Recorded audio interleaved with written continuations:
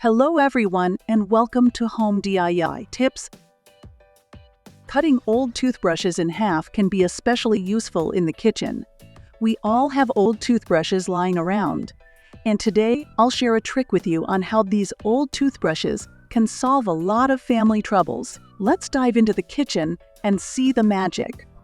First, grab some scissors and give the toothbrush a simple makeover. Tilt the bristles off the top at an angle, leaving some strands. Now, you've got an old toothbrush ready for its new role in the kitchen. Ever face the issue of a stained kitchen sink drain? Use the modified toothbrush to scrub away the stains. It's perfect for cleaning those hard-to-reach spots, ensuring a clean and odor-free sink. Say goodbye to lingering kitchens. Take a clean toothbrush and a lighter. Burn about 1 centimeter from the toothbrush head for about 10 seconds. Bend the softened brush head at a right angle. Let it cool and set. Now use this DIY tool to clean tall glasses effortlessly, reaching every nook and cranny. Tackling dead spots like windowsills can be a headache.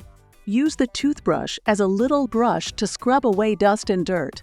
The small size and angled brush head make it perfect for these hard-to-reach places. A quick wipe with a rag and you're good to go. Computer keyboards tend to collect dust. Enter the toothbrush, your handy tool for sweeping dust out of the keyboard. A simple and effective way to keep your keyboard clean and functional. No more struggling to get rid of trapped dust. Bend the toothbrush head at a right angle after burning it with a lighter.